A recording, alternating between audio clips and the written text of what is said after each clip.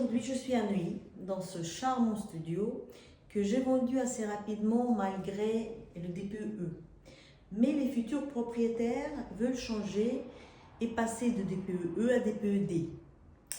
Monsieur Deteuil, ingénieur thermicien et diagnostiqueur DPE, va nous expliquer comment faire. Et parlez-nous, s'il vous plaît, de votre expertise. Dans quel cas précis on va s'adresser à vous? Okay. On va s'adresser à moi en général quand on veut améliorer évidemment l'étiquette de son DPE, donc améliorer la note. Et pour ça, il n'y a qu'une seule véritable solution pour être certain qu'après les travaux, en fonction des travaux qu'on envisage, on obtient l'étiquette souhaitée, c'est de faire ce qu'on appelle un DPE projeté. Donc moi j'interviens sur cette étude de DPE projeté qui permet de projeter des scénarios de travaux et de vérifier quelles sont les étiquettes atteintes.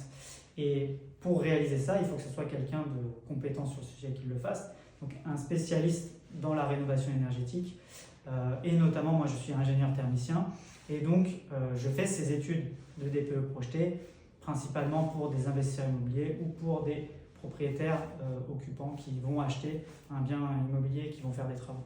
Et quelle est la législation actuelle pour la location par rapport au DPE? Alors, aujourd'hui en 2026, c'est assez simple. Les passoires thermiques étiquette G sont interdites à la location et les passoires thermiques dites F et G sont interdites d'augmentation de loyer, ce qu'on appelle le gel des loyers. Ensuite, il y a un calendrier qui a été défini par le gouvernement qui peut évoluer, mais pour l'instant, on sait que l'étiquette E sera interdite à la location en 2034. Et ce sont le dernier calendrier dont on dispose actuellement. L'étiquette F sera interdite à la location en 2028. C'est pour ça que les investisseurs visent souvent l'étiquette D lorsque c'est possible. Monsieur Deteuil, et est-ce qu'on peut améliorer un DPE sans faire de gros travaux?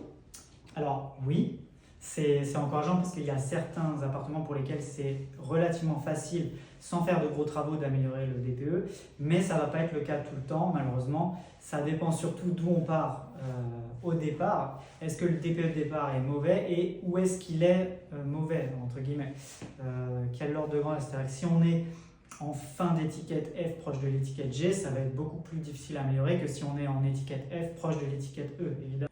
Monsieur Deteuil, est-ce qu'un mauvais DPE, c'est vraiment un problème? En fait, il va falloir différencier les cas de figure. Un mauvais DPE, ce n'est pas forcément un problème tout le temps. C'est-à-dire que si on est propriétaire occupant, il ne va pas y avoir de contraintes sur le DPE, ça va être une question de consommation d'énergie.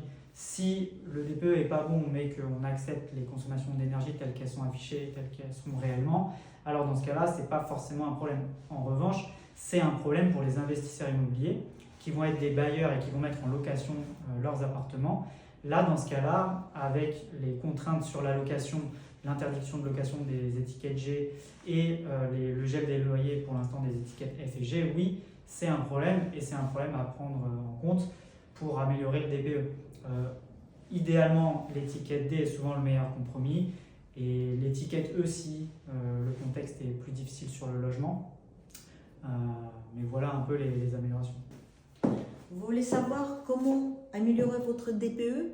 Écrivez-moi DPE en commentaire ou en message.